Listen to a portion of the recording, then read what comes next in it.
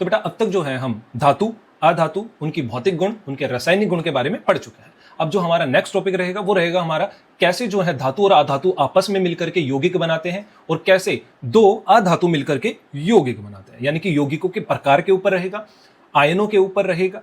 ठीक है, तो जल्दी से क्लास को शुरू करते हैं। और सबसे पहले बेटा आपके दिमाग में भी एक क्वेश्चन आता होगा कि सर क्यों जो हमारे तत्व हैं वो एक दूसरे के साथ अभिक्रिया करके यौगिक बनाते हैं, ऐसा होता ही क्यों है? तो बेटा इसका सबसे सिंपल और सरल उत्तर जो रहेगा वो रहेगा कि आप भी अपने जीवन में पढ़ाई लिखाई कर रहे हो, मेहनत कर रहे हो, ताकि आप क्या हो सको, स्टेबल हो सको। ऐसे ही बेटा जितने भी तत्व हैं उनके परमाणु क्या होना चाहते हैं, स्टेबल होना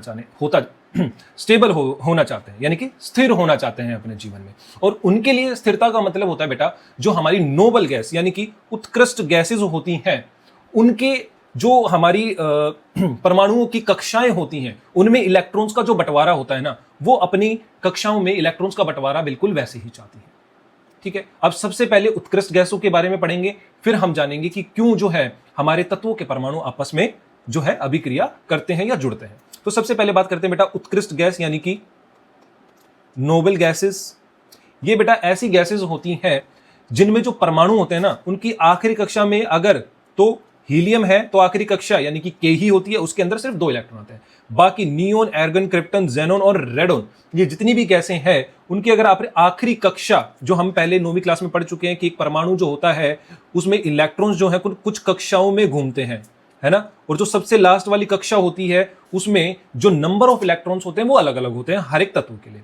लेकिन जो उत्कृष्ट गैसें हैं बेटा, नोबल गैसेज है, इनमें अगर आप आखिरी कक्षा में नंबर ऑफ इलेक्ट्रॉन्स की संख्या देखोगे तो हर एक में आपको क्या देखने को मिलेगी, 8 जो है इलेक्ट्रॉन्स की संख्या देखने को मिलेगी आखिरी कक्षा में। इससे क्या होता है बेटा कि ये जो गैसेज हैं यानी कि ये हीलियम, नियोन, एर्गन, इनके परमाणु जो है ये स्थिर है, ये कभी भी किसी दूसरे तत्व के परमाणु के साथ जुड़ते नहीं है, ये अपनी लाइफ में बिल्कुल स्टेबल है। तो दूसरे तत्वों के परमाणु भी ऐसी ही स्थिरता अपने जीवन में भी चाहते हैं। तो वो इस स्थिरता को अपनाने के लिए क्या करते हैं, या तो अपने इलेक्ट्रॉन्स को छोड़ देते हैं यानी कि दे देते हैं किसी को, या दूसरे किसी तत्व से इलेक्ट्रॉन्स को ले लेते हैं ताकि 8 पूरे हो जाए, या फिर बेटा सहसंयोजी बंधन बना लेते हैं यानी कि शेयरिंग कर लेते हैं इलेक्ट्रॉन्स की। वही हमें समझनी है। अब हम अपने क्वेश्चन का आंसर जो है वो कर पाएंगे। परमाणु प्रतिक्रिया क्यों करते हैं, यानी कि परमाणु जो है एक दूसरे के साथ क्यों जुड़ते हैं? परमाणु निकटतम उत्कृष्ट गैस यानी कि जिसको इनर्ट गैस भी कहा जाता है, अक्रिय गैस जो कि सक्रिय नहीं होती, नॉन रिएक्टिव होती है, का इलेक्ट्रॉन विन्यास प्राप्त करने की कोशिश करते हैं ताकि वह स्थिरता प्राप्त कर सके। इसीलिए वो प्रतिक्रिया जो है वो करते हैं, यानी कि 2 परमाणु किसी भी तत्व के, एक तत्व के भी हो सकते हैं, अलग अलग तत्व के हो सकते हैं, वो आपस में प्रतिक्रिया क्यों करते हैं बेटा? ताकि वो सबसे निकट जो उनकी बेसिकली उत्कृष्ट गैस होगी उसके अंदर जो इलेक्ट्रॉन्स का डिस्ट्रीब्यूशन है अलग अलग कक्षाओं में वो प्राप्त कर सके। ठीक है, मुख्य जो सिद्धांत है वो क्या कहता है? परमाणु अपने सबसे बाहरी कोश में 8 इलेक्ट्रॉन या सबसे पहली कक्षा जो होती है उसमें 2 इलेक्ट्रॉन प्राप्त करने के लिए इलेक्ट्रॉनों को ग्रहण करते हैं, खोते हैं या उनका साझा करते हैं, यानी कि उनको शेयर करते हैं। समझ में आई बेटा बात? जो आखिरी कक्षा उसमें 8 इलेक्ट्रॉन्स को पूरा करने के लिए या तो इलेक्ट्रॉन्स को ग्रहण करेंगे, छोड़ देंगे, या क्या करेंगे, साझा करेंगे, शेयरिंग करेंगे। अब जो है नेक्स्ट हम पढ़ते हैं जल्दी से रासायनिक बंधनों के प्रकार और आयनों की परिभाषा। तो सबसे पहले पढ़ेंगे बेटा आयनों के बारे में, जल्दी से शुरू करते हैं। आयनों के खोने या ग्रहण करने से बना विद्युत आवेशित परमाणु या परमाणुओं का समूह जो होता है बेटा वो आयन कहलाता है। आयन का मतलब क्या है? किसी तत्व का एक परमाणु जिसने इलेक्ट्रॉन को खो दिया है तो उसके ऊपर क्या आ जाता है बेटा? आवेश आ जाता है, जिसके कारण उसको क्या कहा जाता है? आयन कहा जाता है। या फिर दूसरी कंडीशन क्या होती है? किसी तत्व का एक परमाणु जो कि इलेक्ट्रॉन को ग्रहण कर लेता है, उसकी वजह से भी क्या आ जाता है बेटा? आवेशित चार्ज, आवेश आ जाता है उस परमाणु के ऊपर, जिसकी वजह से उसको क्या कहा जाता है? आयन कहा जाता है। ठीक है, तो ऐसे परमाणु या परमाणुओं का समूह, 2 या 2 से ज्यादा परमाणुओं के ऊपर भी जो कि एक समूह में है, उनके पास भी अगर बेटा कोई नेट चार्ज यानी कि नेट आवेश होगा तो उस परमाणु या परमाणु के समूह को क्या कहा जाएगा? आयन कहा जाएगा। जैसे अगर कॉमनली बात करी जाए बेटा, सोडियम जब अपने एक इलेक्ट्रॉन को छोड़ देता है तो क्या बन जाता है? Na positive. क्यों बेटा? क्योंकि सोडियम के पास कितने प्रोटॉन होते हैं? टोटल 11, और 11 ही क्या होते हैं? इलेक्ट्रॉन होते हैं। लेकिन जब सोडियम अपने एक इलेक्ट्रॉन छोड़ देता है तो इलेक्ट्रॉन कितने हो जाते हैं बेटा? 10। इलेक्ट्रॉन की वजह से क्या होता है? उसके पास नेगेटिव चार्ज। इलेक्ट्रॉन के पास क्या होता है बेटा? ऋणायन आवेश। और प्रोटॉन के पास क्या होता है? घनावेशित आवेश। ठीक है, तो पॉजिटिव चार्ज अब 11 है और नेगेटिव चार्ज सिर्फ 10 है, तो इसका मतलब पॉजिटिव जो है वो एक ज्यादा है, इसीलिए सोडियम के ऊपर पॉजिटिव चार्ज आ जाता है और वो क्या बन जाता है बेटा, एक आयन। अब पढ़ेंगे बेटा आयन के प्रकार। आयन जो है बेटा वो दो प्रकार का होता है, घनायन और ऋणायन। घनायन क्या होता है, ऐसा परमाणु या ऐसा आयन जिसके ऊपर पॉजिटिव चार्ज होता है उसे कहा जाता है घनायन। नेगेटिव आयन यानी कि ऋणायन बेटा, ऋणायन वो होता है जिसके ऊपर नेगेटिव आवेश होता है, ऐसा परमाणु जिसके ऊपर नेगेटिव चार्ज है उसको हम ऋणायन कहते हैं। कैसे कैसे बनते हैं, घनायन जो है इलेक्ट्रॉन के खोने से बनता है, यानी कि इलेक्ट्रॉन जो है परमाणु से बाहर चला जाता है तो पॉजिटिव चार्ज ऑटोमेटिकली बढ़ जाएगा अगर नेगेटिव चार्ज कम हो गया तो, ठीक है। और इलेक्ट्रॉनों के ग्रहण करने से जो हमारा आयन बनता है उसे क्या कहा जाता है बेटा, ऋणायन, यानी कि नेगेटिव चार्ज वाला परमाणु है ना। जब इलेक्ट्रॉन बाहर से ले लेगा कोई परमाणु तो उसके पास नेगेटिव चार्ज जो है वो बढ़ जाएगा। जैसे कि अगर बात कर ली जाए यहाँ पर सबसे कॉमन उदाहरण बेटा क्लोरीन। क्लोरीन की जो परमाणु संख्या होती है बेटा 17 होती है, यानी कि उसकी आखिरी कक्षा में 7 इलेक्ट्रॉन होते हैं।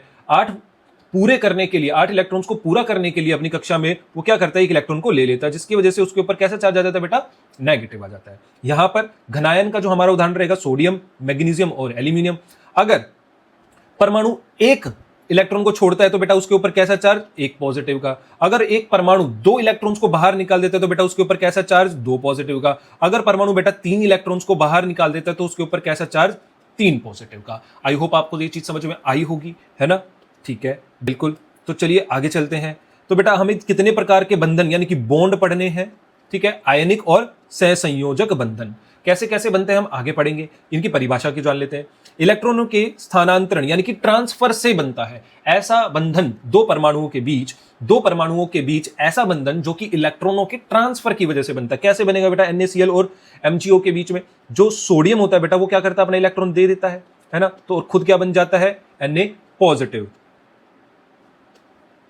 क्या बन जाता है, खुद Na पॉजिटिव और अपने इलेक्ट्रॉन दे देता है। अब क्लोरीन क्या करता है बेटा, इसी इलेक्ट्रॉन को ले लेता है और क्या बन जाता है, क्लोरीन नेगेटिव, Cl नेगेटिव। अब क्या होता है बेटा, पॉजिटिव आवेश किसके ऊपर आ गया, सोडियम के ऊपर, नेगेटिव आवेश किसके ऊपर आ गया, क्लोरीन के ऊपर। हमें पता है कि जो दो आवेशित कण होते हैं अगर उनके ऊपर अपोजिट चार्ज होगा तो वो क्या करेंगे, एक दूसरे को अट्रैक्ट करेंगे। अगर सेम आवेश होता तो रिपेल कर देते, लेकिन अब क्योंकि इनके ऊपर अपोजिट चार्ज है बेटा, अलग अलग आवेश है, तो क्या होगा, ये एक दूसरे को क्या करेंगे, अपनी तरफ खींचेंगे, जिसके कारण इनके बीच में क्या लगेगा बेटा, आकर्षण बल। और यही आकर्षण बल क्या कहलाता है, एक बंधन, और उस बंधन को बोलते हैं बेटा आयनिक बंधन। किस वजह से लगा ये बंधन, आयनों के बनने से। आयन क्यों बने, सोडियम ने अपना इलेक्ट्रॉन छोड़ा, क्लोरीन ने वो इलेक्ट्रॉन ले लिया, क्यों, क्योंकि दोनों ही क्या हो गए, स्टेबल।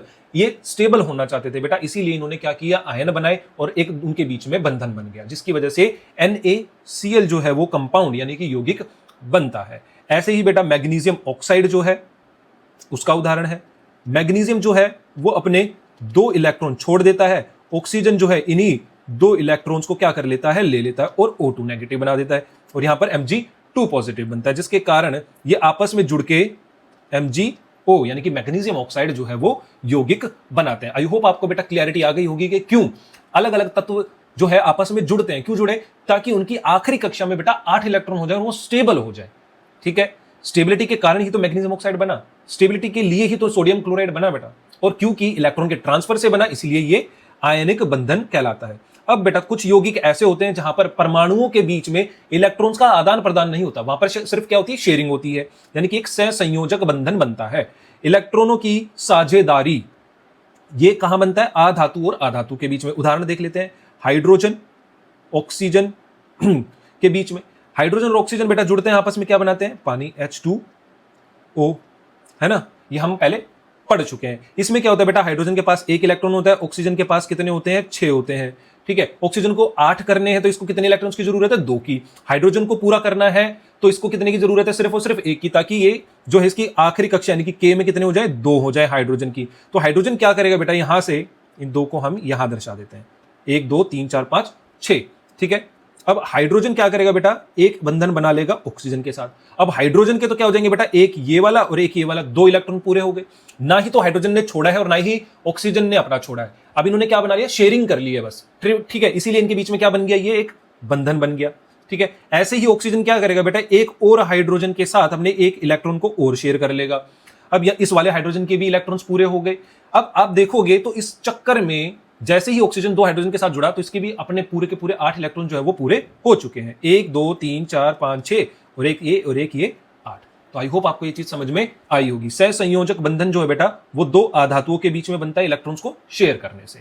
ठीक है, अब आते हैं क्वेश्चन के ऊपर जो कि अक्सर आपसे पेपर में पूछ लिया जाता है। घनायन घनात्मक क्यों होते हैं? घनायन जो होते हैं यानी कि कैटायंस, इनको बेटा CATION कैटायंस बोलते हैं, इनको एनायंस बोलते हैं। ठीक है, तो घनायन यानी कि पॉजिटिव क्यों होते हैं? क्योंकि बेटा जब एक इलेक्ट्रॉन बाहर निकल जाता है तो प्रोटॉन की संख्या जो होती है वो इलेक्ट्रॉन की संख्या से ज्यादा हो जाती है, जिसके कारण पॉजिटिव चार्ज की नेगेटिव चार्ज या प्रोटॉन की संख्या इलेक्ट्रॉन से ज्यादा हो जाती है, जिसकी वजह से ओवरऑल जो हमारा परमाणु है उसके ऊपर कैसा चार्ज आता है? पॉजिटिव आता है। ऋणायन ऋणात्मक क्यों होते हैं यानी कि एनायंस जो है वो नेगेटिव क्यों होते हैं बेटा? क्योंकि इस कंडीशन में इलेक्ट्रॉन्स जो है वो ज्यादा होते हैं किससे? प्रोटॉन से, और प्रोटॉन के ऊपर पॉजिटिव चार्ज होता है, इलेक्ट्रॉन के पास नेगेटिव चार्ज होता है, यानी कि अब के बार परमाणु के पास कैसा चार्ज ज्यादा होगा? नेगेटिव। तो इसीलिए यहां पर हम नेगेटिव साइन का इस्तेमाल करते हैं। आई होप आपको ये चीज समझ में आ गई होगी। अब बात करेंगे बेटा घनायनों का निर्माण, यानी कि जो आयन होते हैं इनका निर्माण होता कैसे है। तो सामान्य नियम की बात करेंगे तो बेटा हमने इस चैप्टर में पढ़ा था कि धातु जो होते हैं ना बेटा वो कैसे तत्व होते हैं जो कि इलेक्ट्रॉन्स को छोड़ने में ज्यादा जिनकी ताकत जो होती है वो इलेक्ट्रॉन को छोड़ने में होती है ना, वो इलेक्ट्रॉन लेते नहीं है, वो हमेशा क्या करते हैं? इलेक्ट्रॉन को छोड़ते हैं। जैसे आपने देखा होगा सोडियम, मैग्नीशियम, ये क्या करते हैं? अपने इलेक्ट्रॉन्स को छोड़ने में ज्यादा वो रहते हैं। क्यों छोड़ने में? कम इनको ऊर्जा खर्च करनी पड़ती है बजाय इसके अगर वो इलेक्ट्रॉन किसी से ले। ऐसा क्यों? क्योंकि बेटा इनकी आखिरी कक्षा में अगर आप देखोगे कि तो कितने कितने इलेक्ट्रॉन होते हैं? 1 2 या 3 इनकी आखिरी कक्षा में इलेक्ट्रॉन होते हैं। अब अगर एक इलेक्ट्रॉन है जिसकी आखिरी कक्षा में उसको 8 करने हैं तो उसको 7 लेने पड़ेंगे, 2 वाले को 6 लेने पड़ेंगे और 3 वाले को 5 लेने पड़ेंगे। अब आप खुद सोचो कि एक परमाणु को एक तो 7 इलेक्ट्रॉन लेने पड़े या एक इलेक्ट्रॉन को छोड़ना पड़े, वो उसके लिए क्या आसान होगा? आई होप आपको समझ में खुद से आ गया होगा कि एक इलेक्ट्रॉन को छोड़ देना धातुओं के लिए बहुत आसान होता है। 1 2 और 3 जो आखिरी कक्षा में इलेक्ट्रॉन्स होते हैं ना बेटा धातुओं की, उनको छोड़ना बहुत ज्यादा इजी होता है बजाय इसके कि 7 6 और 5 इलेक्ट्रॉन्स को ले ले। इसीलिए धातु जो है आसान वाले रास्ते को चुनते हैं, जैसे कि आप भी अपनी जिंदगी में आसान रास्ते को चुनते होगे किसी कार्य को करते वक्त, है ना। तो धातु भी आसान रास्ते को चुनते हुए 1 2 और 3 इलेक्ट्रॉन्स को छोड़ देते हैं अपनी कक्षा में से और क्या बनाते हैं?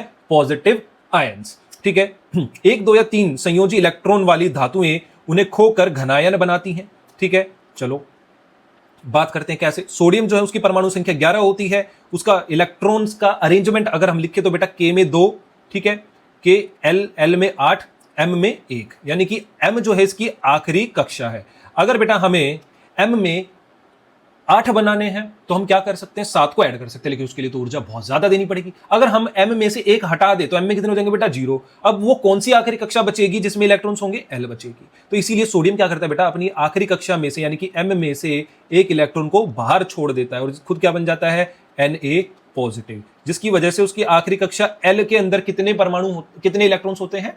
8। अब ये सोडियम परमाणु जो है वो स्टेबल हो जाता है। ऐसे ही मैग्नीशियम की आखिरी कक्षा में आप देखोगे M के अंदर 2 इलेक्ट्रॉन्स हैं, तो ये 2 इलेक्ट्रॉन्स को छोड़ देता है। 2 इलेक्ट्रॉन्स को छोड़ दिया इसने, यहाँ पे Mg क्या बन गया? Mg2 पॉजिटिव, और 2 इलेक्ट्रॉन्स को छोड़ दिया और क्या हो गया? स्टेबल हो गया। ऐसे ही एल्यूमिनियम की अगर आप देखो परमाणु क्रम क्या है? 13। विन्यास लिखे तो क्या आएगा? M में 3 इलेक्ट्रॉन आएंगे, संयोजकता भी 3, आवेश भी कितने होंगे? 3 पॉजिटिव। क्यों? क्योंकि ये इलेक्ट्रॉन्स को 3 को छोड़ देगा और क्या बन जाएगा? Al3 positive. ठीक है, आई होप आपको ये चीज समझ में आई होगी कि 1 2 और 3 इलेक्ट्रॉन्स को धातुओं के लिए छोड़ना बहुत ज्यादा आसान होता है। सोडियम 1 इलेक्ट्रॉन क्यों खोता है? क्योंकि उसकी आखिरी कक्षा में 1 ही इलेक्ट्रॉन है, अगर वो उसको छोड़ देगा तो उसकी आखिरी कक्षा जो L बन जाएगी बाद में, उसके अंदर 8 इलेक्ट्रॉन होंगे और वो स्टेबल होगा। ऐसे ही मैग्नीशियम जो है Mg पॉजिटिव की बजाय Mg2 पॉजिटिव क्यों बनाता है? अगर बेटा Mg पॉजिटिव बनाएगा तो भी उसकी आखिरी कक्षा में यानी कि M जो उसकी कक्षा होगी उसके अंदर कितने इलेक्ट्रॉन रह जाएंगे? 1, पहले 2 थे, है ना, तो भी वो स्टेबल नहीं होगा। इसीलिए Mg2 पॉजिटिव बनाता है 2 इलेक्ट्रॉन्स को खोकर 1 के बजाय। अब बात करेंगे बेटा, ये तो बात की हमने पॉजिटिव आयन कैसे बनते हैं, अब बात करते हैं नेगेटिव आयंस के निर्माण की, यानी कि ऋणायनों का निर्माण। ठीक है, जल्दी से पढ़ते हैं। सामान्य हमने अधातु के बारे में पढ़ा बेटा। अधातु जो होते हैं वो इलेक्ट्रॉन्स को क्या करते हैं? लेते हैं, है ना। जितने भी हमारे नॉन मेटल्स होते हैं वो इलेक्ट्रॉन्स को लेते हैं छोड़ने की बजाय। क्यों ऐसा वो क्यों करते हैं बेटा? क्योंकि उनकी आखिरी कक्षा में जो होते हैं ना 5 6 और 7 इलेक्ट्रॉन्स होते हैं। अब आप खुद सोचो कि एक ऐसा परमाणु जिसके पास 5 इलेक्ट्रॉन है, अगर उसको छोड़ने पड़े तो 5 छोड़ने पड़ेंगे, अगर वो लेने पड़े तो 3 लेने पड़ेंगे। जिसकी आखिरी कक्षा में 6 है पहले से बेटा, अगर उसको 2 मिल जाए कहीं से तो 8 हो जाएंगे। अगर किसकी आखिरी कक्षा में 7 है तो उसको 1 इलेक्ट्रॉन मिल जाए तो भी उसकी आखिरी कक्षा में कितने हो जाएंगे बेटा? 8 इलेक्ट्रॉन। अब आप खुद सोच के देखो, किसी परमाणु के लिए 5 इलेक्ट्रॉन, 6 इलेक्ट्रॉन और 7 इलेक्ट्रॉन को छोड़ना आसान होगा, या 3 इलेक्ट्रॉन, 2 इलेक्ट्रॉन्स और 1 इलेक्ट्रॉन को ले लेना आसान होगा? आई होप बेटा आपको आंसर मिल गया होगा कि अधातुओं के लिए इलेक्ट्रॉन्स को लेना आसान होता है बजाय छोड़ने की। ठीक है, इसीलिए 5, 6 या 7 संयोजी इलेक्ट्रॉन वाली अधातुएं जो होती हैं बेटा, इलेक्ट्रॉन ग्रहण करके कैसे आयन बनाते हैं? ऋणायन, यानी कि नेगेटिव आयंस बनाते हैं।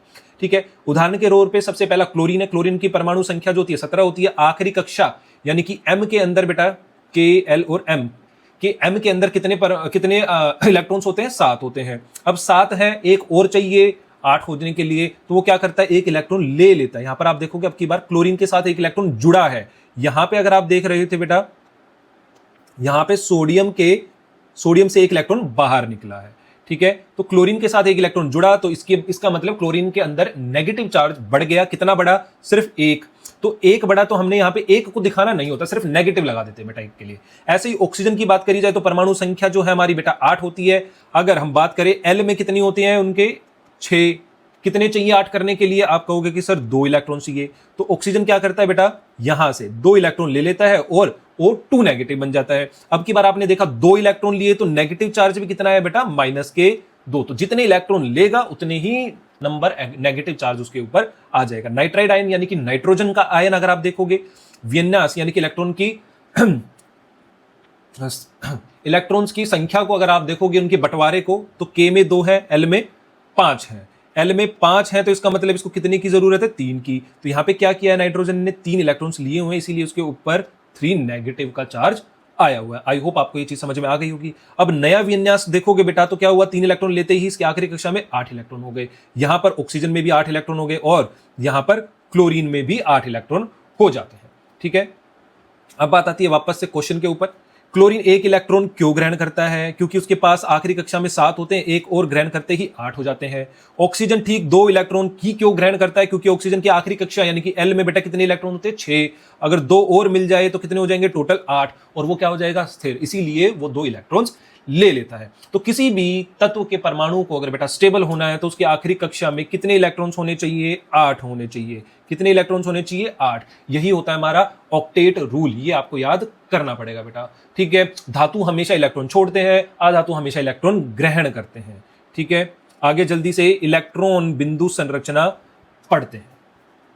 संरचनाएं यानी कि इलेक्ट्रॉन डॉट स्ट्रक्चर, इसे इंग्लिश में कहा जाता है। कैसे बनाया जाता है इलेक्ट्रॉन डॉट स्ट्रक्चर? अलग अलग तत्व के लिए, अलग अलग यौगिक के लिए जल्दी से समझ लेते हैं। तो कुछ मुख्य नियम होते हैं इसको बनाने के लिए, पहले वो पढ़ते हैं। संयोजी इलेक्ट्रॉनों को तत्वों के प्रतीकों के चारों ओर बिंदुओं के रूप में दर्शाए। तो सबसे पहले हम मान लेते हैं बेटा कि हमारे पास कोई X जो है तत्व है, ये नाइट्रोजन भी हो सकता है, ऑक्सीजन भी हो सकता है। ठीक है, सबसे पहले तत्व लिखा। अब मान लो कि हमने ऑक्सीजन को लिया है। ऑक्सीजन की आखिरी कक्षा में जो इलेक्ट्रॉन्स की संख्या होती है बेटा L में, वो कितनी होती है? 6। तो उन इलेक्ट्रॉन्स यानी कि आखिरी कक्षा वाले इलेक्ट्रॉन्स को हमें दर्शाना होता है बिंदुओं के रूप में, और वो भी चारों तरफ। अब बिंदुओं के रूप में दर्शाना है, कैसे दर्शाना है वो भी समझ लेते हैं। बिंदुओं को चारों तरफ ऊपर, दाएं, नीचे और बाएं रखें। इन बिंदुओं को जो 6 इलेक्ट्रॉन्स हमें कैसे सजाना? बिंदुओं के रूप में, ऊपर, नीचे, दाएं, बाएं, हर जगह। ठीक है, अधिकतम 2 इलेक्ट्रॉन प्रति दिशा जोड़े में, यानी कि 2 इलेक्ट्रॉन्स को प्रति दिशा जोड़े में हम रख सकते हैं, वो भी हम आगे समझेंगे। हमेशा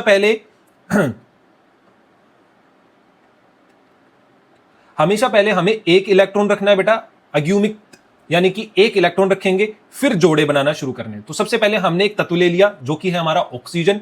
ठीक है, अब इसके चारों तरफ हमें इसके जो आखिरी कक्षा में मौजूद इलेक्ट्रॉन्स हैं उनको दर्शाना है। पहले हम क्या करेंगे? हर दिशा में 1 इलेक्ट्रॉन को ही रखेंगे बेटा। अब हमारे टोटल कितने इलेक्ट्रॉन्स हो चुके? 4। अब 2 और बचे, तो पहले हम यहां पर जोड़ा बनाएंगे, फिर हम इस दिशा में जोड़ा बना देंगे। तो टोटल इलेक्ट्रॉन्स कितने हो गए? 6। तो ये है बेटा ऑक्सीजन का इलेक्ट्रॉन डॉट स्ट्रक्चर, जो कि 4 नियमों के ऊपर आधारित है। ठीक है, अब जो है हम ऐसे ही बाकियों के लिए भी पढ़ लेते हैं। जैसे सोडियम की आखिरी कक्षा में कितने इलेक्ट्रॉन्स होते हैं? 1 होता है, तो इसलिए हमने 1 डॉट से उसको यहां पर रिप्रेजेंट किया हुआ है। मैग्नीशियम की आखिरी कक्षा में 2 इलेक्ट्रॉन्स होते हैं, इसलिए हमने 2 डॉट्स दिखाए हुए बेटा। एल्यूमिनियम की आखिरी कक्षा में कितने होते हैं बेटा? 3, लेकिन यहां पर कितने हैं? 2 डॉट्स हैं। तो इसका ये सही है? नहीं है। तो हम 1 डॉट और यहां पर ऐसे लगाएंगे, तो आखिरी कक्षा में 3 इलेक्ट्रॉन्स होते हैं और तीनों को हमने दर्शा दिया है। ऐसे ही कार्बन की आखिरी कक्षा में कितने इलेक्ट्रॉन्स होते हैं बेटा? 4, तो 4 डॉट से हमने उसको रिप्रेजेंट किया है। अब नाइट्रोजन के अंदर कितने होते हैं बेटा? 5। तो पहले हमने क्या किया? 1, 2, 3 और 4। फिर हमने क्या किया बेटा, जोड़ा बनाया। हमें हमेशा ऐसे ही नियम को फॉलो करना है, ऐसे नहीं करना है। कोई बच्चा ऐसे भी कर सकता है 1 2 3 4 और 1 5, ऐसे नहीं करना है, ठीक है। तो पहले हमें एक एक की प्लेसिंग करनी है चारों दिशाओं में, फिर उसके बाद जोड़ा बनाना है, ठीक है। तो ये हमारा हो गया। ऑक्सीजन की बात करें तो बेटा 6 होते हैं, ठीक है। तो यहां पर एक एक्स्ट्रा जो है वो लगाया हुआ है, 1 2 3 4 5 6 और एक 7 किया हुआ है, तो इसका मतलब यहां पर ये गलत है। अब जो है ये बिल्कुल बैलेंस है, 1 2 3 4 5 और 1 6। ऐसे ही फ्लोरीन के बेटा 7 होते हैं, यहां पर 8 दिखाए हुए हैं, तो ये भी जो है गलत है।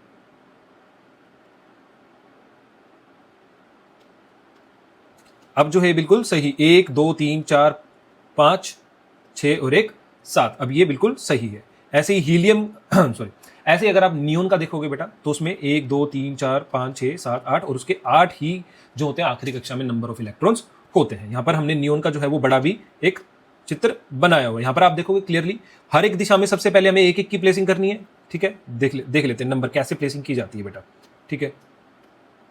तो सबसे पहले 1 2 3 4, ठीक है, चारों दिशाओं में एक एक इलेक्ट्रॉन, फिर हमें जोड़ा बनाना 5 6 7 और 1 बेटा ये 8वां इलेक्ट्रॉन। 8 से ज्यादा इलेक्ट्रॉन्स नहीं हो सकते, इसीलिए बेटा यहां पर नियम में कहा गया कि हर एक दिशा में सिर्फ आप 2 ही इलेक्ट्रॉन्स ज्यादा से ज्यादा रख सकते हो, 3 इलेक्ट्रॉन्स नहीं रखने हैं, ठीक है।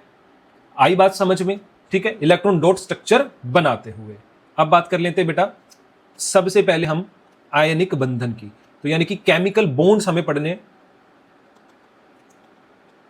यानी कि रासायनिक बंधन। रासायनिक बंधन जो होते हैं बेटा 2 प्रकार के होते हैं। पहला हमारा आयनिक बंधन जो कि हम ऊपर पढ़ चुके हैं, और सहसंयोजक बंधन। अब हमें आयनिक बंधन के बारे में शुरुआत करनी है, तो जल्दी से शुरू करते हैं। परिभाषा और विशेषताएं पढ़ेंगे।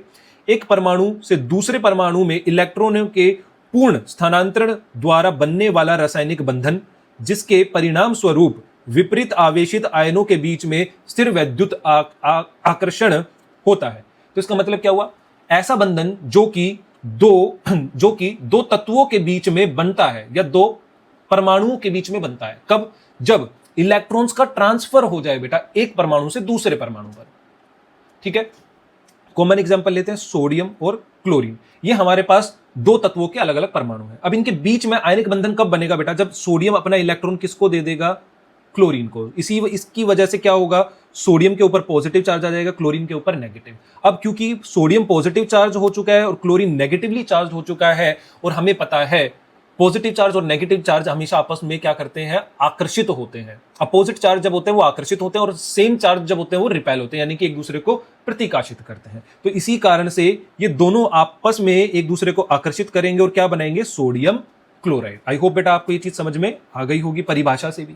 अब इनके कुछ मुख्य गुण होते हैं, वो क्या होते हैं, इलेक्ट्रॉनों के स्थानांतरण से जो है आयनिक बंधन बनता है, ठीक है। दूसरा, धातु और अधातु के बीच ही जो है ये आयनिक बंधन बनेगा। क्यों बेटा, क्यों जो है अगर आपने धातु धातु ले लिया या अधातु ले लिया तो क्यों नहीं बनेगा, उसको भी समझ लेते हैं। यहां पर हम सोडियम और मैग्नीशियम ले लेते हैं। अब सोडियम जो खुद इलेक्ट्रॉन छोड़ता है, पॉजिटिव चार्ज कर लेता है अपने ऊपर। मैग्नीशियम भी बेटा क्या करता है, इलेक्ट्रॉन छोड़ता है और क्या ले आता है अपने ऊपर, 2 पॉजिटिव चार्ज। अब आप खुद सोचो, इसके ऊपर भी पॉजिटिव चार्ज, इसके ऊपर भी पॉजिटिव चार्ज, तो पॉजिटिव चार्ज एक दूसरे को तो दूर धकेलेंगे, आपस में एक दूसरे के तो पास आएंगे ही नहीं। इसी कारण जो है धातु और धातु के बीच में ऐसा कभी नहीं होता। और अधातु जो है वो उनके ऊपर कैसा चार्ज होगा, नेगेटिव और नेगेटिव, जिसके कारण वो भी एक दूसरे को प्रतिकाशित करेंगे, इसीलिए उनके बीच में भी कोई बॉन्ड नहीं बनेगा, वो आपस में जुड़ नहीं पाएंगे, ठीक है। ये वाला पॉइंट क्लियर हो गया। स्थिर वैद्युत आकर्षण, क्योंकि हमने देखा सोडियम के ऊपर पॉजिटिव चार्ज, क्लोरीन के ऊपर नेगेटिव चार्ज, इसीलिए इनके बीच में जो है इलेक्ट्रोस्टैटिक फोर्स यानी कि स्थिर वैद्युत का बल जो है चार्जों की वजह से यानी कि आवेशों की वजह से जो बल लगता है उसको कहा जाता है स्थिर वैद्युत बल। अब यहां पर क्योंकि आवेश जो है डेवलप हो चुके हैं सोडियम के परमाणु पे भी और क्लोरीन के परमाणु पे भी, ठीक है, इसीलिए एक दूसरे को क्या करते हैं, आकर्षित करते हैं। तीसरा, मजबूत बंधन। जो ये बंधन होता है ना सोडियम और क्लोरीन के बीच में बेटा, ये क्या होता है, मजबूत होता है, क्योंकि स्थिर वैद्युत बल जो होता है वो मजबूत बंधन के रूप में माना जाता है। दिशाहीन, इसकी कोई दिशा नहीं होती, इस बंधन की जो है कोई भी दिशा नहीं होती, हम आगे समझेंगे। तो सबसे पहले कॉमन एग्जांपल पढ़ेंगे बेटा, जो है सोडियम क्लोराइड का कैसे निर्माण होता है। सोडियम जो होता है एक इलेक्ट्रॉन खो देता है और क्या बन जाता है, सोडियम पॉजिटिव। क्लोरीन उसे इलेक्ट्रॉन को ले लेता है, कौन लेता है उस इलेक्ट्रॉन को, क्लोरीन लेता है, और क्या बन जाता है, Cl नेगेटिव। अब Na पॉजिटिव और Cl नेगेटिव आपस में स्थिर वैद्युत बल के कारण जुड़ जाते हैं और क्या बनाते हैं, यौगिक, ठीक है, कंपाउंड, ठीक है, जिसको कहा जाता है साधारण नमक, ठीक है, यहां पर हमारी जो है वो लिखी हुई है बेटा प्रॉपर एग्जाम्पल्स के साथ। देखोगे यहां पर सोडियम की जो है इलेक्ट्रॉन विन्यास लिखा हुआ है, ठीक है। यहां पर क्लोरीन का लिखा हुआ है, इसके आखिरी कक्षा में 1 है, इसकी में 7 है, ये अपना इसको दे देता है 8, इसके 8 पूरे हो जाते हैं, यहां पर इसके भी 8 और इसके भी 8, जिसकी वजह से इनके बीच में क्या बन जाता है, बॉन्ड यानी कि बंधन। और ये बंधन कैसा है बेटा, आयंस की वजह से है ना, आयंस बने इसकी वजह से है ना, इसीलिए इसको आयनिक बंधन कहा जाता है।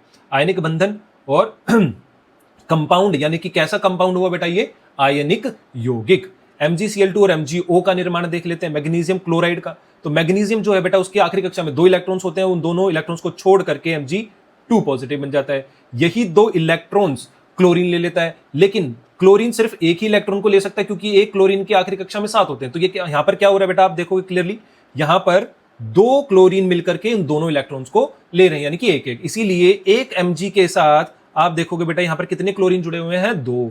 समझ में आई बात, क्योंकि क्लोरीन सिर्फ एक इलेक्ट्रॉन को ले सकता है।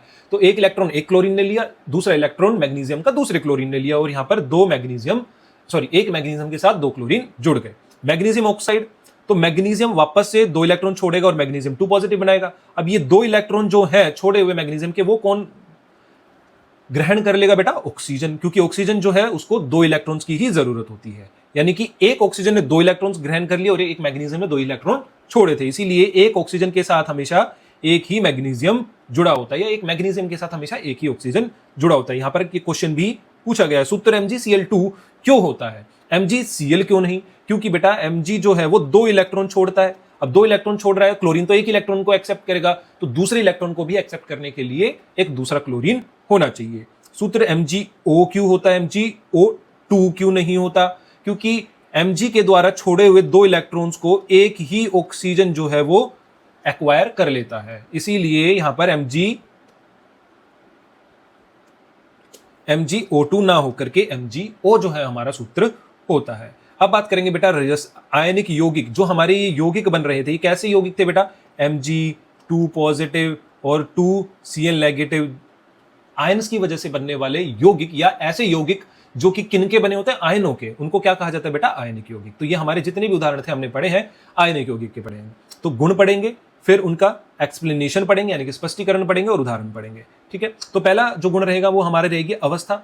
जो अवस्था होती है बेटा आयनिक यौगिकों की, वो कैसी होती है, क्रिस्टलिन ठोस अवस्था, यानी कि जो इनका स्ट्रक्चर होता है, यानी कि जालक, यानी कि बेसिकली यहां पर इनकी संरचना जो होती है आयनों की, वो बिल्कुल कैसी होती है, नियमित। आयन जो होते हैं एक नियमित अवस्था में मौजूद होते हैं, जिसके कारण ये ठोस अवस्था में क्रिस्टल के रूप में हमें देखने को मिलते हैं। सबसे कॉमन उदाहरण NaCl, ठीक है। उच्च गलनांक, यानी कि इनका जो बेटा मेल्टिंग पॉइंट होता है, गलनांक को क्या कहा जाता है, मेल्टिंग पॉइंट। जो इनका गलनांक होता है वो बेटा बहुत ही ज्यादा हाई होता है, उच्च होता है। क्यों होता है, क्योंकि बेटा इन आयंस के बीच में जो फोर्सेज ऑफ अट्रैक्शन है, यानी कि जो स्थिर वैद्युत बल है, वो बहुत ही ज्यादा है। उसको कम करने के लिए, यानी इनकी आयंस को सेपरेट करने के लिए हमें जो एनर्जी देनी पड़ती है वो ज्यादा देनी पड़ती है, ठीक है। मजबूत आयनिक बंधनों को तोड़ने के लिए अधिक ऊर्जा चाहिए। NaCl का अगर आप कॉमन एग्जांपल देखोगे, मेल्टिंग पॉइंट कितना होता है, 801 डिग्री सेल्सियस। उच्च कवतनाक यानी कि बॉइलिंग पॉइंट भी जो होता है बहुत ज्यादा होता है। क्यों, क्योंकि आयनों के बीच में जो बेटा बल है वो बहुत ज्यादा है, उसको तोड़ने के लिए और आयनों को मुक्त करने के लिए बहुत ज्यादा ऊर्जा चाहिए। NaCl का जो हमारा बॉइलिंग पॉइंट है वो लगभग 1413 डिग्री सेल्सियस है बेटा। पानी में घुलनशील, ये जो कंपाउंड होते हैं ना बेटा, सोडियम क्लोराइड, मैग्नीशियम ऑक्साइड और आपका मैग्नीशियम क्लोराइड, जितने भी उदाहरण ने पढ़े ऊपर, ये सभी पानी में बहुत ही अच्छे तरीके से घुल जाते हैं, क्योंकि पानी जो है इनको वापस से किस में तोड़ देता है, आयनों में तोड़ देता है, ठीक है, आसानी से घुल जाता है। अब बात करते हैं चालकता की, कि कौन सी अवस्था में, क्योंकि हमें ये ठोस अवस्था में भी देखने को मिल सकते हैं, तरल में भी, और हमारे को सॉल्यूशन, और एक हमारी होती है गलित अवस्था, यानी जिसको मोल्टन स्टेट कहा जाता है। अगर बात करी जाए बेटा ठोस अवस्था यानी कि सॉलिड अवस्था में, क्या आपके घर में जो नमक है उसमें आप तार लगा दो और बीच में एक बल्ब जोड़ दो तारों से, और उन तारों को जोड़ दो फाइनली बैटरी से, और जैसे ही आप स्विच ऑन करोगे क्या वो बल्ब जलेगा, नहीं जलेगा बेटा। क्यों नहीं जलेगा, क्योंकि शून्य चालकता होती है। उस टाइम पे जो ठोस अवस्था में हमारा NaCl होता है बेटा, NaCl होता है, उसमें Na पॉजिटिव और Cl नेगेटिव आपस में बंधन में बंधे हुए होते हैं, वो फ्री नहीं होते हैं, एक जगह से दूसरी जगह नहीं जा सकते, जिसके कारण वो विद्युत ऊर्जा को एक जगह से दूसरी जगह नहीं पहुंचा पाते। इसीलिए आयनों की प्रेजेंस न होने के कारण जो है बेटा ये ठोस अवस्था में किसी भी प्रकार की जो है विद्युत को संचालित नहीं करते। गलित अवस्था यानी कि मोल्टन, जैसे शहद देखा है ना, उस तरीके का पिघला हुआ लोहा देखा ना बेटा, उसको कहा जाता है गलित अवस्था। चालकता क्या, विद्युत का चालन करते हैं? हाँ। क्यों करते हैं? क्योंकि आयन जो है बेटा स्वतंत्र होते हैं। Na पॉजिटिव और Cl नेगेटिव जो होते हैं वो अलग अलग होते हैं, सेपरेट होते हैं, एक जगह से दूसरी जगह भाग सकते हैं, जिसके कारण ये विद्युत ऊर्जा को लेकर के एक सिरे से दूसरे सिरे तक भागेंगे और हमारा बल्ब जो है जलने लगेगा। जलीय अवस्था यानी कि जब NaCl को किस में मिला दिया जाए बेटा? पानी में, वो होता है उसका घोल या एक्वस सॉल्यूशन। ठीक है, क्या चालकता होगी? हाँ बिल्कुल होगी, क्योंकि जो सोडियम और क्लोरीन के आयंस होंगे वो फ्री होंगे और वो आसानी से पानी में एक जगह से दूसरी जगह तक भाग सकते हैं और विद्युत ऊर्जा को अपने साथ लेकर के जाएंगे। अब बात करेंगे बेटा हम नेक्स्ट हमारा सहसंयोजक परिचय यानी कि कोवालेंट बॉन्ड और कोवेलेंट कंपाउंड यानी कि यौगिक के बारे में। ठीक है, उससे पहले एक और क्वेश्चन है बेटा हमारा यहाँ पर, ये आपको NaCl का स्ट्रक्चर दिखाया हुआ है, उसको शुरू करने से पहले जल्दी से इसको समझ लेते हैं। NaCl का स्ट्रक्चर आप देखोगे, हर एक Na यानी कि सोडियम के परमाणु के चारों तरफ आप देखोगे तो लगभग आपको देखने को मिलेंगे कि 6 क्लोरीन जो है वो उसको घेरे रखते हैं। ठीक है, ऐसे ही प्रत्येक क्लोरीन के चारों तरफ सोडियम के 6 परमाणु से घेरे रखते हैं। इसीलिए जो सूत्र होता है NaCl का बेटा वो सिर्फ NaCl ना होकर के क्या होता है NaNClN, यानी कि सोडियम के n परमाणु और Cl के n परमाणु जो है आपस में एक दूसरे को, यानी कि n जो है वो इनडेफिनेट नंबर है, बहुत ही ज्यादा बड़ी संख्या है, वो एक दूसरे को क्या करते हैं? घेरे रखते हैं। ठीक है, अब बात आती है असतत NaCl अणु क्यों नहीं होते, यानी कि अलग अलग NaCl अणु, यहाँ पर NaCl अणु ये अलग अलग क्यों नहीं होते? अभी आपने क्योंकि देखा बेटा यहाँ पर, ठीक है, कि कैसे एक सोडियम को 6 क्लोरीन घेरे हुए हैं, एक क्लोरीन को 6 सोडियम घेरे हुए हैं, यानी कि चारों तरफ से। ठीक है, क्योंकि इनके ऊपर कैसा है बेटा, इसके ऊपर पॉजिटिव आवेश है, इसके ऊपर नेगेटिव आवेश है, तो ये हर एक क्लोरीन को अपनी तरफ आकर्षित कर रहा है। तो इसीलिए जो आयनिक बंधन होते हैं ना बेटा, उनका कोई भी दिशा नहीं होती है, वो हर एक दिशा में काम करते हैं। इधर से भी घेर लेता क्लोरीन को, इधर से भी, पीछे से भी, सामने से भी, ऊपर से भी और नीचे से भी, 6 दिशाओं में। ठीक है, ऐसे ही क्लोरीन करता है, सोडियम के परमाणुओं को अपनी तरफ घेर लेता है, इसीलिए वो हमें अलग अलग NaCl के जो है अणुओं के रूप में देखने को नहीं मिलता। आई होप आपको ये चीज समझ में आ गई होगी। अब आते हैं बेटा हमारे सेकंड टॉपिक के ऊपर, जो कि हमारा रहेगा सहसंयोजक परिचय यानी कि सहसंयोजक बंधन और यौगिकों की। तो पहले बात करेंगे सहसंयोजक बंधन यानी कि कोवेलेंट बॉन्ड की बेटा। परमाणुओं के बीच इलेक्ट्रॉन युग्मों की आपसी साझेदारी से बनने वाला रासायनिक बंधन। ठीक है, तो यानी कि ऐसा बंधन बेटा जो कि कब बनता है? जब एक परमाणु का तत्व और दूसरे परमाणु का तत्व, चलो इसको वाई ले लेते हैं, ये एक परमाणु का तत्व है, दूसरे परमाणु का तत्व है। ठीक है, इसका ये इलेक्ट्रॉन था, इसका ये इलेक्ट्रॉन था। अब यहां पर बेटा क्या होगा, ना तो ये x जो है y को अपना इलेक्ट्रॉन देगा और ना ही y जो है वो x को अपना इलेक्ट्रॉन ले देगा। ठीक है, यहां पर क्या होगा, सिर्फ और सिर्फ इलेक्ट्रॉन्स की साझेदारी होगी। ये इससे अपने इलेक्ट्रॉन को साझा कर लेगा, ये इससे इलेक्ट्रॉन को साझा कर लेगा। तो बीच में आप देख पाओगे बेटा यहां पर ये एक क्या बन गया, बॉन्ड बन जाएगा। इसको कहा जाता है बेटा सहसंयोजक बंधन। अब जितने नंबर ऑफ इलेक्ट्रॉन्स आपस में साझा किए होंगे उसके आधार पर हमारे जो बेटा सहसंयोजक बंधन भी 3 प्रकार के होते हैं। ठीक है, उनको हम आगे पढ़ेंगे। ठीक है, तो सबसे पहले बात कर लेते हैं कुछ मुख्य विशेष बातों की। तो पहली मुख्य विशेष बात है बेटा कि ये बंधन जो बनता है वो हमेशा अधातु और अधातु के बीच में ही बनता है, क्योंकि अधातु जो होते हैं बेटा उनको अपनी कक्षा में इलेक्ट्रॉन्स की पूर्ति करने के लिए सिर्फ और सिर्फ कितने इलेक्ट्रॉन्स की जरूरत है, 1, 2 या 3 की। ठीक है, जबकि धातुओं को कितनी जरूरत है, 5, 6, 7 ऐसी। ठीक है, तो इसीलिए धातु जो होते हैं कभी भी सहसंयोजक बंधन नहीं बनाते, हमेशा अधातु बनाते हैं, वो हम आगे भी समझेंगे। अधात्विक दिशात्मक, अधात्विक बंधन जो होता है वो दिशात्मक होता है, यानी कि एक दिशा में ही लगता है। इसके साइड में जितने भी परमाणु उससे कोई फर्क नहीं पड़ता, ये हमेशा दूसरे इसको कहें तो हम एक तरीके से बेटा कि हमेशा इसकी एक दिशा होती है। ठीक है, परिवर्तनशील शक्ति, यानी कि अगर हम बात करें बॉन्ड की स्ट्रेंथ, यानी कि जो सहसंयोजक बंधन है बेटा उसकी शक्ति जो होगी, अगर एकल, द्वि और त्रि यानी कि 3 तरीके के बॉन्ड होते हैं, 1, 2 और 3। पहला बॉन्ड सिंगल, डबल और ट्रिपल। ठीक है, ये हम आगे पढ़ेंगे ही, तब हमें समझ में आ जाएगा। तो सिंगल बॉन्ड होता है वो सबसे कमजोर होता है, डबल बॉन्ड मजबूत, ट्रिपल बॉन्ड और ज्यादा मजबूत। आपको भी पता है बेटा, अगर एक छड़ी को तोड़ने के लिए आपको कह दिया जाए आसानी से तोड़ दोगे, लेकिन 2 छड़ियों को तोड़ने को कहा जाए तो और ज्यादा शक्ति लगानी पड़ेगी। और अगर 3 एक जैसी छड़ियों को तोड़ने के लिए कहा जाए बेटा तो आपको पहले के मुकाबले 3 गुना शक्ति लगानी पड़ती है। ठीक है, तो आई होप आपको ये चीज समझ में आई होगी।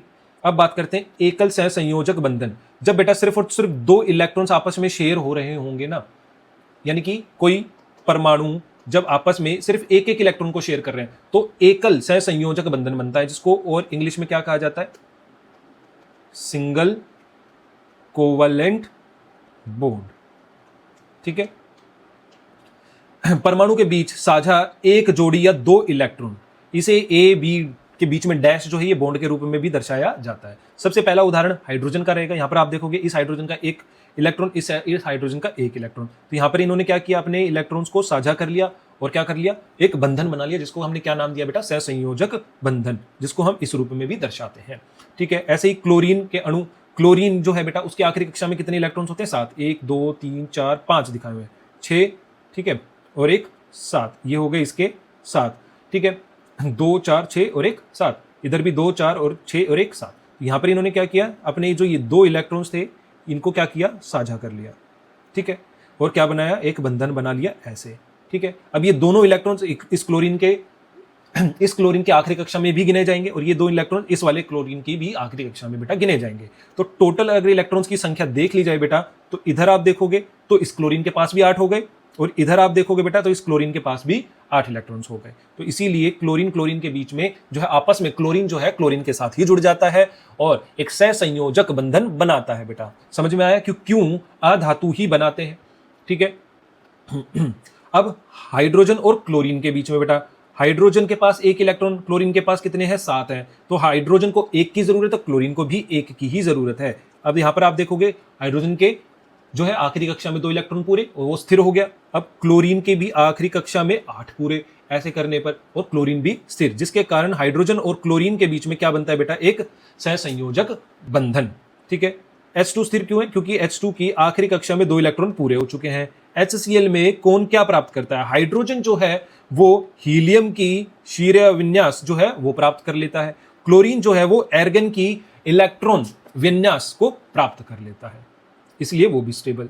अब बात करेंगे एकल सहसंयोजक बंधन के कुछ और एग्जाम्पल, जहां पर अलग अलग तत्व जो है उनके परमाणु जुड़ रहे हैं। जैसे कार्बन की आखिरी कक्षा में 4 इलेक्ट्रॉन्स होते हैं, हमने उसको 4 को दर्शा दिया, तो अब 4 ही बॉन्ड बनाने हैं इसको, यानी कि 4 और इलेक्ट्रॉन्स चाहिए, तो इसने क्या किया, 4 हाइड्रोजन के साथ जुड़ गया, क्योंकि एक हाइड्रोजन सिर्फ एक ही बॉन्ड बना सकते हैं। यहां से हाइड्रोजन के पूरे, यहां से इस हाइड्रोजन के पूरे, यहां से इस हाइड्रोजन के पूरे बेटा, यहां से इस हाइड्रोजन के पूरे, ठीक है। ऐसे ही कार्बन जो है बेटा उसको आप देखोगे तो यहां पर ये ऐसे, ठीक है। तो कार्बन के भी टोटल कितने हो गए, 8 इलेक्ट्रॉन्स, क्योंकि यहां पर जो इन्होंने साझेदारी की है वो दोनों में ही इलेक्ट्रॉन्स काउंट हो रहे हैं, इसलिए कार्बन के भी 8 इलेक्ट्रॉन पूरे और हाइड्रोजन के भी 8 इलेक्ट्रॉन पूरे, ठीक है। ये हमारा स्ट्रक्चर जो होता है सिंपल वाला जो है वो कुछ ऐसा ही रहेगा, ये हमने देखा भी, यहां पर बना हुआ है, ठीक है, 4 बॉन्ड्स। ऐसे ही ऑक्सीजन बेटा, ऑक्सीजन की आखिरी कक्षा में 6 इलेक्ट्रॉन्स होते हैं, 2 और चाहिए।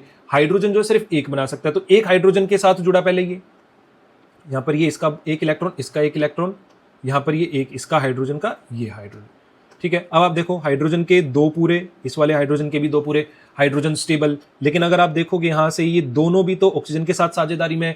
अब ऑक्सीजन के काउंट करते हैं, 1 2 3 4 5 6, ये तो 6 इसके खुद के ही हो गए, 7वां और 8वां एक एक हाइड्रोजन से मिल गया। इसीलिए एक ऑक्सीजन के साथ बेटा हमेशा कितने हाइड्रोजन जुड़े होते हैं, 2 हाइड्रोजन जुड़े होते हैं एक ऑक्सीजन के साथ, ताकि वो क्या हो जाए, स्टेबल यौगिक बने। ऐसे ही अमोनिया जो है, एक नाइट्रोजन के आखिरी कक्षा में 5 इलेक्ट्रॉन्स होते हैं, 1 2 ये तीसरा, चौथा और 5वां। हाइड्रोजन में एक शेयरिंग हो गई इलेक्ट्रॉन्स की। अब यहां पर आप देखोगे ये 8 नाइट्रोजन के भी पूरे, दोनों स्टेबल, इसीलिए हमारा कंपाउंड बना NH3, यानी कि जो यौगिक बना वो NH3। अब ये यौगिक किसके कारण बन रहा है बेटा, इलेक्ट्रॉन्स की शेयरिंग की वजह से, इसीलिए ये यौगिक जो होते हैं क्या कहलाते हैं, सहसंयोजक यौगिक, यानी कि मॉलिक्यूलर कंपाउंड। कार्बन ठीक 4 बंधन ही क्यों बनाता है, क्योंकि कार्बन के आखिरी कक्षा में सिर्फ 4 इलेक्ट्रॉन्स होते हैं, इसीलिए वो मैक्सिमम कितने बंधन बना सकता है, 1 2 3 और 4। तो बेटा जो नेक्स्ट अभी हम पढ़ने जा रहे हैं दैट इज सहसंयोजक बंधन के 2 और प्रकार, जिसमें हमारा होता है डबल बॉन्ड, यानी कि द्वि सहसंयोजक बंधन, और ट्रिपल बॉन्ड, जिसको हम कहते हैं बेटा त्रि सहसंयोजक बंधन, ठीक है। द्विबंधन में हमें क्या देखने को मिलता है बेटा, 4 इलेक्ट्रॉन्स जो है वो आपस में साझा हो रहे होते हैं 2 परमाणुओं के बीच में, यानी कि 2 जोड़े, ठीक है। त्रिबंधन में हमें क्या देखने को मिलता है बेटा, 3 जोड़े जो हैं इलेक्ट्रॉन्स के, 1 2 3 1 2 3, ये 3 जोड़े हो गए, यानी कि टोटल 6 इलेक्ट्रॉन्स का साझा होता है। तो जो सबसे पहला एग्जाम्पल रहेगा बेटा वो रहेगा हमारा द्विबंधन का, किसका? ऑक्सीजन का। हमें पता है ऑक्सीजन की आखिरी कक्षा यानी कि एल में कितने इलेक्ट्रॉन्स होते हैं बेटा? 6 होते हैं, यानी कि उसको 2 इलेक्ट्रॉन्स की जरूरत होती है। अब ये 2 इलेक्ट्रॉन्स एक ऑक्सीजन परमाणु कैसे प्राप्त करता है? तो बेटा एक ऑक्सीजन के पास 1 2 3 4 5 और 6 ये खुद के इलेक्ट्रॉन्स, ऐसे ही दूसरे वाले ऑक्सीजन के पास भी है। अब दोनों को ही कितने की जरूरत है? 2 2। तो यहां पर क्या किया, इस इलेक्ट्रॉन ने अपने एक इलेक्ट्रॉन क्या कर लिए, एक दूसरे के साथ शेयर कर लिया, यानी कि टोटल में 4 इलेक्ट्रॉन्स उन्होंने शेयर कर लिए। उससे क्या हुआ, यहां पर आप देखोगे इस वाले के साथ जब इसने शेयर किए तो इसके टोटल कितने हो गए? 1 2 3 4 5 6 7 और 8। ऐसे ही बेटा इस ऑक्सीजन को भी देखोगे, जब इसने अपने 2 इलेक्ट्रॉन्स उस दूसरे वाले ऑक्सीजन के साथ शेयर किए थे तो 1 2 3 4 5 6 7 8, ठीक है, यानी कि टोटल जो शेयरिंग किए हुए इलेक्ट्रॉन्स थे बेटा वो कितने थे? 4, ठीक है। तो रासायनिक बंधन कितने बने हमारे?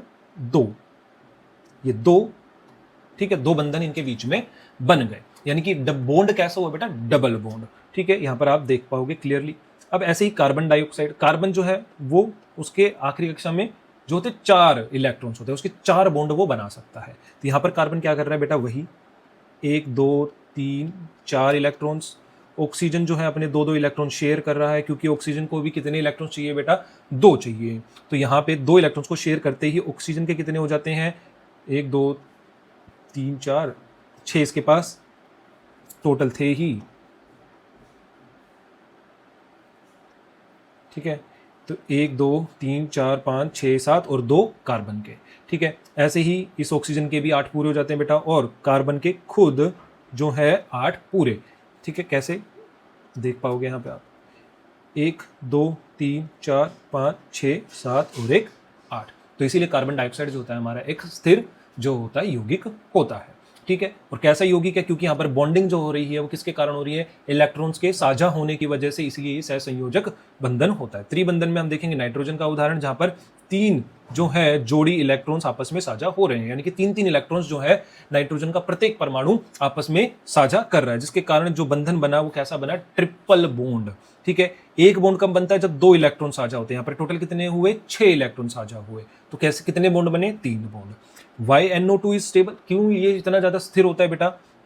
क्योंकि त्रिबंधन को तोड़ना बहुत ही ज्यादा मुश्किल होता है। एक बंधन को तोड़ने के लिए जितनी ऊर्जा चाहिए, उस त्रिबंधन को तोड़ने के लिए उससे लगभग 3 से 4 गुना या उससे भी बहुत ज्यादा एनर्जी जो होती है बेटा चाहिए होती है। यही कारण है कि वायुमंडल में जो नाइट्रोजन गैस है बेटा वो कमरे के तापमान पर असक्रिय होती है, अक्रिय या असक्रिय, यानी कि वो रिएक्टिव नहीं होती, इनर्ट होती है। इसीलिए आपके चिप्स के पैकेट में जो होती है नाइट्रोजन गैस भर दी जाती है बेटा, क्यों? क्योंकि कमरे के तापमान पर वो कभी भी जो है क्रिया नहीं करती। अब जो हमारा है सहसंयोजक यौगिकों के गुण, जो ये यौगिक हमने पढ़े, इनका निर्माण पढ़ा कैसे बने, इनके कुछ गुण होते हैं। जैसे हमने आयनिक यौगिकों के पढ़े थे बेटा। पहली बात अवस्था की बात करी जाए तो ये गैस, तरल और ठोस तीनों में हो सकते हैं, लेकिन ठोस जो होते हैं वो नरम होते हैं, मुलायम होते हैं। जैसे कि कार्बन डाइऑक्साइड और मोम आपने देखा है दबाते ही टूट जाता है या जो है उसकी शेप बदल जाती है, क्यों? क्योंकि वो सॉफ्ट सॉलिड होता है। कम गलनांक और कवतनाक, जैसे आयनिक यौगिकों के गलनांक और कवतनाक जो थे वो बहुत ज्यादा थे, ठीक है। कमजोर क्यों होते हैं? इनके जो है सहसंयोजक यौगिकों के जो बेटा गलनांक और कवतनाक होते हैं वो कम क्यों होते हैं? क्योंकि कमजोर बलों को दूर करने के लिए कम ही ऊर्जा की आवश्यकता होती है, क्योंकि इनके बीच में जो सहसंयोजक बंधन है बेटा वो कमजोर होता है, किसके मुकाबले? आयनिक बंधन के मुकाबले। इसीलिए कम ऊर्जा से ही इनके बीच के बंधन को दूर किया जाता है। उदाहरण के तौर पर नैप्थलीन, जो कि लगभग 80 डिग्री सेल्सियस होता है, जबकि हमने सोडियम क्लोराइड का पढ़ा था बेटा, कितना था? 801 डिग्री सेल्सियस। कितना ज्यादा फर्क, लगभग 10 गुना ज्यादा।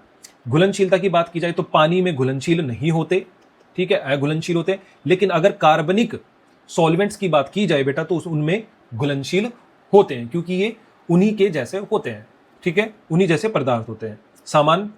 सामान में घुल जाता है, ठीक है। चालकता की बात की जाए तो कुचालक होते हैं, क्यों? क्योंकि पानी में या किसी दूसरे सॉल्वेंट में या यानी कि विलायक में मिलने पर ये किसी भी तरीके के बेटा आयंस यानी कि आवेशित कण नहीं। अब बात की जाए तो बेटा वाष्पशीलता होती है किसी, जब कोई पदार्थ बेटा गर्म करने पर डायरेक्ट वाष्प यानी कि भाप में बदल जाता है तो उसके इस गुण को कहा जाता है वाष्पशीलता, ठीक है। अत्यधिक वाष्पशील यानी कि आसानी से वाष्पीकृत हो जाते हैं। ठीक है। उदाहरण ईथर और एसीटोन, यानी कि जो आपकी नेल पॉलिश रिमूवर है ना, उसको हल्का सा गर्म करते ही वो डायरेक्ट भाप में बदल जाती है, ठीक है। अब महत्वपूर्ण अपवाद यानी कि कुछ एक्सेप्शन तो होते ही हैं। तो पहला एक्सेप्शन क्या है बेटा, हीरा, जो कि एक क्या है, सहसंयोजी बंधन, किसके बीच में, कार्बन और कार्बन के परमाणुओं के बीच में, ठीक है। अब यहां पर क्या हो रहा है, विशाल सहसंयोजक नेटवर्क जो होती है संरचना के कारण बहुत उच्च गलनांक होता है इसका, ठीक है। इसका लगभग गलनांक जो है 3550 डिग्री सेल्सियस है, यानी कि कितना ज्यादा इनके बीच में जो ये सहसंयोजक बंधन है, इनको तोड़ने के लिए हमें इतनी ज्यादा ऊर्जा की आवश्यकता होती है। तो कार्बन जो है डायमंड के रूप में एक अपवाद है किसका, सहसंयोजक बंधन का, जहां पर हमने देखा ऊपर गलनांक और कवचनांक जो होते कम होते, लेकिन ग्रेफाइट के रूप में ऐसा नहीं होता। जो हमारे सहसंयोजक यौगिक हैं बेटा, वो चालक नहीं होते, लेकिन ग्रेफाइट के रूप में ये चालन करते हैं विद्युत का। क्यों? क्योंकि इनके अंदर फ्री इलेक्ट्रॉन्स हमारे होते हैं। ग्लूकोज और चीनी को पानी में मिलाने पर ये किसी भी प्रकार की जो है बेटा चालकता नहीं करते, और ये पानी के अंदर मिल भी जाते हैं। हमने पढ़ा कि जो घुलनशीलता है ये पानी में नहीं घुलते, लेकिन ग्लूकोज और चीनी जो है वो पानी में घुल जाते हैं, जो कि एक अपवाद है। अब बात करते हैं हम आयनिक और सहसंयोजक बंधनों यौगिकों के बीच में कुछ डिफरेंसेस की। पहला गुण जो रहेगा हमारा गलनांक रहेगा, इनके गलनांक कुछ होते हैं, इनके निम्न यानी कि कम होते हैं। भौतिक अवस्था की बात की जाए, ये ठोस होते हैं, हार्ड होते हैं, ये गैस, तरल और मुलायम ठोस होते हैं। जल में घुलनशीलता की बात की जाए, बहुत अच्छे से घुल जाते हैं, नहीं घुल पाते। कुछ अपवाद है, शुगर यानी कि चीनी और हमारा ग्लूकोज। कठोरता की बात की जाए तो कठोर होते हैं, लेकिन बंगूर यानी कि ज्यादा बल लगाने पर टूट जाते हैं टुकड़ों में, कणों में। ये कैसे होते हैं बेटा, मुलायम होते हैं।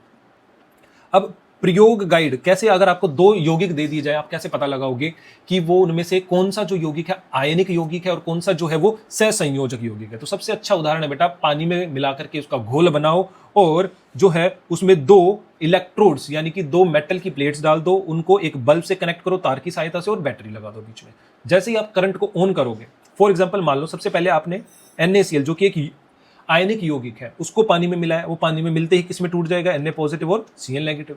जैसे ही पानी में से आप विद्युत को पास करोगे तो इनमें Na पॉजिटिव और Cl नेगेटिव यानी कि आविष्ट कणों के होने की वजह से जो बल्ब है हमारा वो क्या करने लग जाएगा, जलने लग जाएगा, ठीक है। लेकिन अगर इसकी जगह पे बेटा बात की जाए, अगर आपने पानी में चीनी मिला दी, ठीक है, शुगर चीनी मिला दी, अल्कोहल मिला दिया, या आपने दूसरा कोई यौगिक मिला दिया, कौन सा, सहसंयोजक यौगिक, पानी में मिलने पर वो किस में नहीं टूटेगा बेटा, आयंस में नहीं टूटेगा। आयंस में नहीं टूटेगा तो किसी भी प्रकार का विद्युत का चालन नहीं होगा और बल्ब जो है हमारा वो ग्लो नहीं करेगा, जिससे हमें पता चल जाएगा कि दिया गया जो हमारा यौगिक है वो कैसा है, सहसंयोजक यौगिक है। आई होप आपको बेटा ये चीज समझ में आई होगी।